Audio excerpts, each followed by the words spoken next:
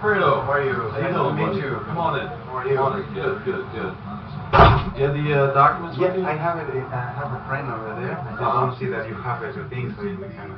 Absolutely. Do you have a friend right out here? Yeah, no, he's in the car. Okay, I just want to talk to you though. No. He's not gonna come in. I just. Okay. All right, let me grab it. I'll show you. Thank you. Ce que vous allez entendre dans les prochaines minutes n'a jamais été rendu public dans son intégralité. C'est l'enregistrement d'une opération secrète du FBI. Un homme entre dans une pièce. Il porte sous son bras ce qu'il appelle lui-même le Saint Graal. Cet homme s'appelle Alfredo Rodriguez. Pendant 5 ans, il a été le majordome de Jeffrey Epstein, l'homme qui gérait au quotidien la résidence de Palm Beach en Floride. Il connaît les noms, il a vu les filles, il a nettoyé les pièces après leur passage. Et ce jour-là, il vient vendre ce qu'il sait. Ce qu'il ne sait pas encore, c'est que l'homme en face de lui travaille pour le FBI. I highlight in the book that I have access, crucial information. I put it into my handwriting. So, but of course, it's not my name, nothing there. But this is to help Brad. So you need to point these things to him. And also, I compile a list of the people, a list of the girls in families that were going when I was household manager. Okay, but what I took my time to organize this with stickers and I see dates. Now, this book it was Jeffrey Epstein Properties, but of course I'm the manager. I have all the cards. They have to have all his planes. They were supposed to have it. So I'm not stealing anything. That was my tool of the trade. So this is the information that I'm giving to him. But you have to point out to Brad. I went out of my way to point it out who is who. Beyond that, I don't want them to call me. Dans les prochaines minutes, nous allons décortiquer cet enregistrement exceptionnel. Vous allez entendre Alfredo Rodriguez révéler de sa propre voix ce qu'il a vu dans la maison Epstein. Les filles, les caméras cachées, les noms, les complices.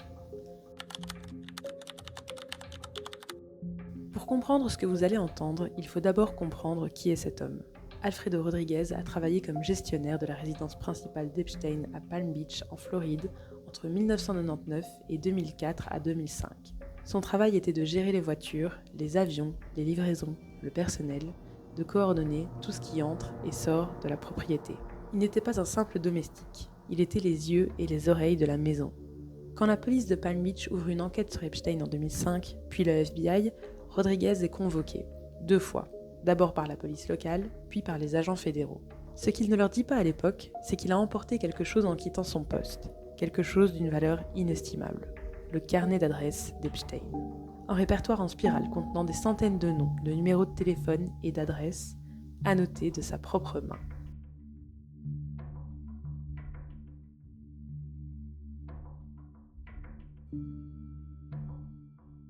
Well, yeah, because my wife told me this. Look at this. Why don't you say to Brad, we're right now, let me explain to you.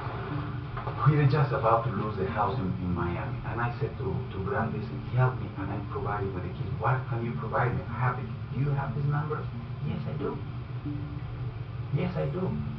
But help me out, and this is what we can do. The only reason I'm asking these questions, and it's not because I'm curious by any means. I have to verify that that's a lot of money in there, and that the money that I'm giving you, that this stuff is real, and that you didn't just go into a phone book and make up a bunch of names. You know what I mean? Yeah. Not that I don't trust you, but my job is to vet out any sort of. So this, you want to call some numbers? I don't know. No, I don't need Okay, to but call. anyway, let me go on, and you will see how deep is this. Okay? Yeah. Voilà la vérité nue. Un homme qui sait tout, qui a tout vu, et qui choisit de vendre son témoignage plutôt que de le donner librement à la justice. Un homme acculé financièrement, prêt à tout pour sauver sa maison. Cette ambivalence est au cœur de toute l'affaire Alfredo Rodriguez. Et c'est ce qui en fait un personnage à la fois fascinant et tragique. Car ce que lui révèle cet enregistrement, c'est aussi ce qui va le condamner. Revenons au début de la scène. Rodriguez entre dans la salle. L'homme qui l'attend se présente comme un intermédiaire travaillant pour l'avocat Brad Edwards. En réalité, c'est un agent infiltré du FBI. Rodriguez pose son carnet sur la table et il commence à parler de tout.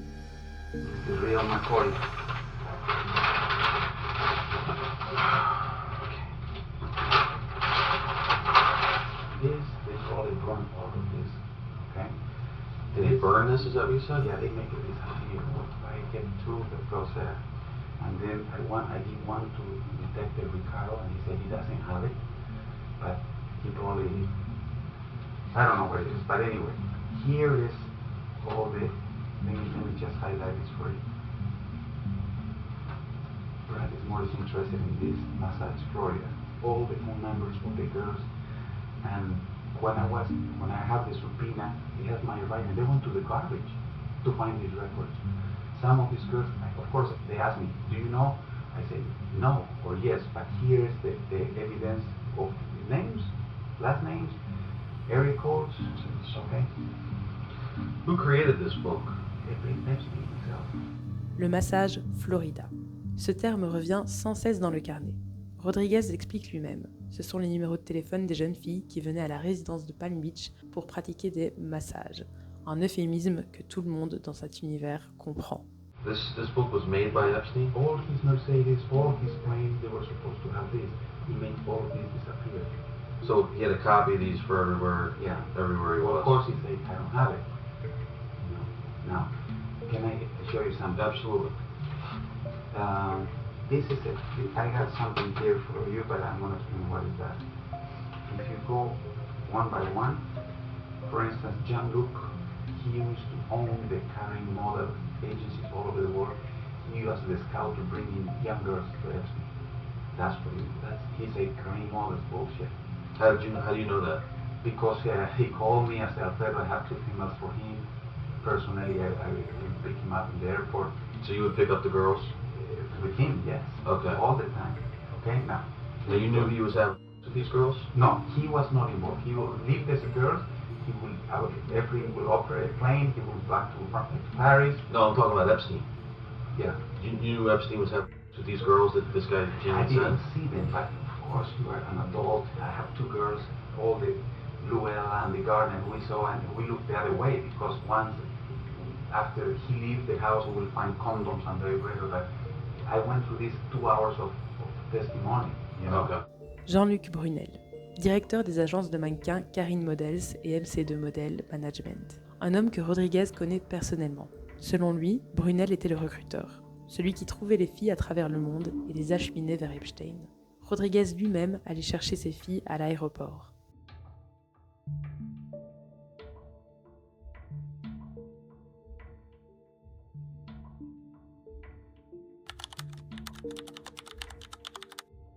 Ce qui est frappant dans cet enregistrement, c'est la précision des souvenirs de Rodriguez. Il n'est pas vague, il décrit ce qu'il a vu, entendu, touché dans cette maison. So all the girls, all we used to have in this refrigerator was ice cream for the girls, cereal and skim milk. De la glace, des céréales, du lait écrémé. Voilà ce qu'Epstein gardait dans son réfrigérateur pour ses invités. Rodriguez ne dit pas des femmes, il dit des filles. But he was, to be honest with you, I never seen him upset. All the things around the pool, they were naked or topless, sometimes completely These naked. young girls? Yeah. You saw that with your own? And everybody knows the Right. neighbors, you know. So when they leave, we used to know like the disarray, the vibrators, creamers on the floor. You know, there's no massage there, you know. I mean, always all So that. you used to see toys and stuff like that? Right, because I read something in some of the police reports that Brad had in the files. You were in charge of cleaning some of these toys for him? Yeah, let me call these cleaners, okay? Francis Pedron. Okay. He was in the house years before me. And when Epstein will leave the house, I will call him. He will come with an army of cleaners from top to bottom. And they will find condoms. They will find, you know, this and other people. After having these girls in the house? Okay. Il le dit sans détour. Quand les filles partaient, le personnel retrouvait les traces de ce qui s'était passé au 2e étage. Des jouets sexuels abandonnés. Le massage, c'était une façade. Rodriguez le savait. Il dit qu'il regardait ailleurs. You knew Epstein was having with these girls that this guy I James said? didn't see them, but of course you are an adult. I have 2 girls, all the Luella and the Gardner we saw, and we looked the other way because once after he leaves the house, we will find and the vibrator. But I went through these 2 hours of testimony, you know. Okay. But this is the people that I couldn't say in front of the camera. I know because I have these documents at home. Il savait, il reconnaît, et il précise même que lors de sa déposition de 2 heures, il n'a pas tout dit, parce que les enquêteurs ne lui ont pas posé les bonnes questions. Passons maintenant au contenu du carnet lui-même, parce que Rodriguez ne fait pas que montrer un répertoire téléphonique. Il l'a annoté, entouré des noms, ajouté des flèches, des notes manuscrites. Et dans cette salle, il les explique un par un. Ghislaine Maxwell was his former companion, a very powerful lady from England. She would go to the former Eastern countries in Europe and find girls for Epstein. And I knew that because I went with my wife. They used to have a computer so powerful, they used to have a water radiator to cool the computer because they used to download pictures like that so fast. Girls, she has nice, she has this and that. You saw that stuff? Yeah. On the computer, Yeah. the pictures of the girls? Mhm. Were they naked and stuff like that? Yeah, I testify that. You testified Yeah, that I already? did, yeah. Okay. Ghislaine Maxwell, la compagne historique d'Epstein. Selon Rodriguez, c'est elle qui recrutait les filles dans les pays de l'Europe de l'Est, la Roumanie, la Tchécoslovaquie, la Suède, et il ajoute une révélation troublante. There's the computer who was a radiator with water. First time in my life I saw that to keep it cool because they used to download pictures like this, just like that. What kind of pictures?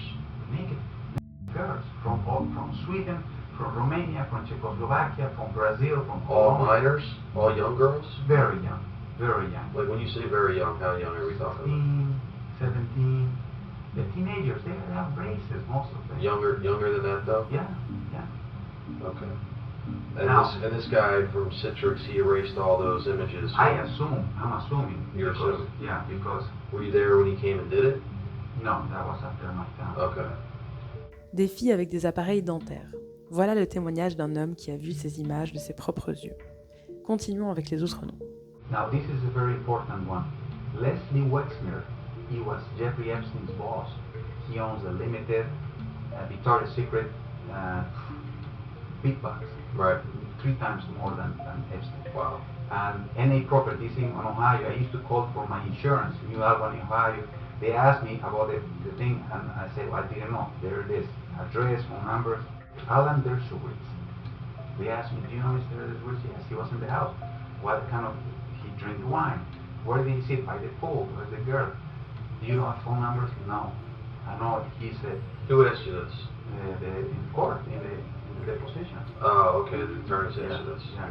Okay. The lady, there was a lady, she asked me, she was very interesting about Dershowitz, and I said, I don't know, because that particular moment I have to look for a reference to see, you know, so, but anyway, here it is. I have his card too. He was at the house several times. Epstein, Did you ever see portable. these people doing anything bad at the house? No, Dershowitz, because let's say he used to go and take the son, he has a glass of wine, the son, and upstairs was hanky-panky. Secret Service personnel escorting Mr. Barak Ehud, former Prime Minister of Israel, on Jeffrey Epstein's plane. I don't know who is the Secret Service, but I'm pretty sure they can say that we were in Palm Beach and such, and not with Epstein. What went on that plane, and how's that valuable? Because here Mr. Epstein says, Mr. Barak, I'll fly you to New York, and some of the girls that came along the way, very private plane. Would be on the plane. Yeah. Okay. So you're thinking about a former head of state. With these young girls. Yeah, and I told this Brad, you know, it's you can bring this guy down like in no time. Prenez le temps de mesurer ce que vous venez d'entendre. Rodriguez affirme avoir été témoin d'un ancien chef d'État israélien voyageant sur l'avion d'Epstein en compagnie de jeunes filles. Il dit que cette information suffirait à faire tomber cet homme. Donald Trump, I know that they subpoenaed him. Larry Vysotsky was chief pilot, super nice guy. Mhm. I'm sorry it's between this, but he knew a lot of things. He would buy cars for Epstein. Rainer Duchess of York, personal friend of Epstein. Mhm. All the time, is Jeffrey in the house? I don't think he was involved, but look who called to the house. It's in the papers that with the Right. signature, okay? Okay. This is a phone number that I don't think is in the book. David Copperfield, a magician, his phone number. What's up with that? He was in the house performing tricks, and if you subpoena him, he will say, well, they were his age or not. I'm pretty sure it's an important witness. Okay. Now, they were not naked when he was there, but I served them dinner, you know.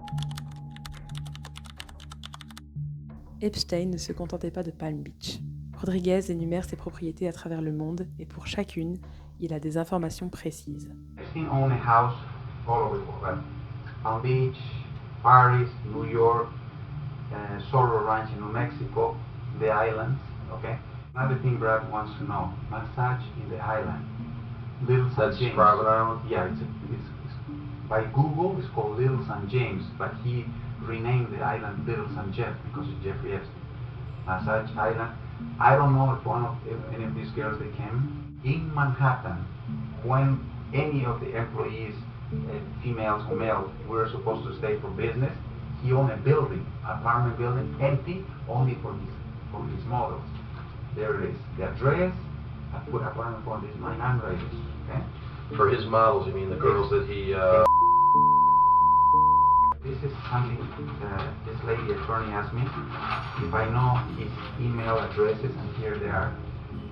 Jeffrey@mindspring.com in Palm Beach, gproject@yahoo.com in New York, Sorro Ranch @AOL.com in New Mexico, Epstein Wando is in Paris, Ghislaine Maxwell, gmax1@mindspring.com. Ces adresses e-mail sont extraordinaires. Elles constituent un fil conducteur entre toutes les propriétés. Pour chaque domicile, un alias. Et pour chaque alias, potentiellement, des communications incriminantes. L'une des révélations les plus importantes de cet enregistrement concerne quelque chose dont beaucoup de journalistes ont parlé sans jamais avoir de confirmation directe. Des caméras cachées dans la maison d'Epstein. On sait aujourd'hui qu'Epstein filmait ses invités. Ce que cet enregistrement apporte, c'est le témoignage d'un employé qui a vu le dispositif de ses propres yeux. The only other question I have for you is, do you know if Epstein had any hidden cameras in the house? Yes.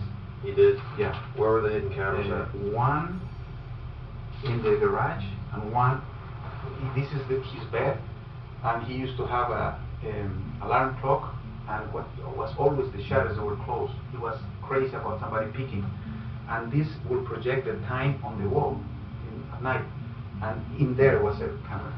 And what did he do with the videos?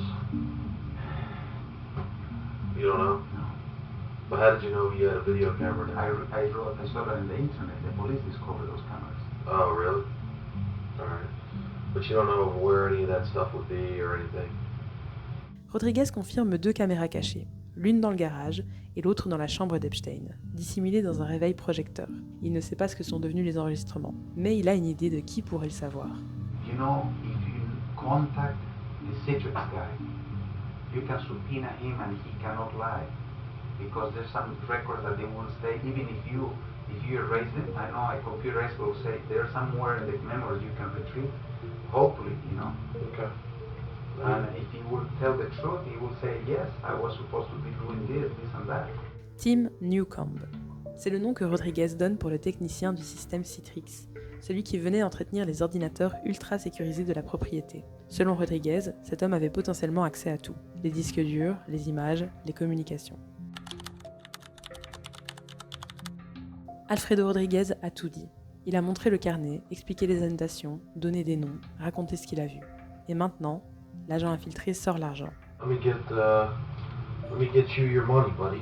Okay, here. You want to take this? Yeah, just leave it right there for now. I'll go get your money. You can count it if you want.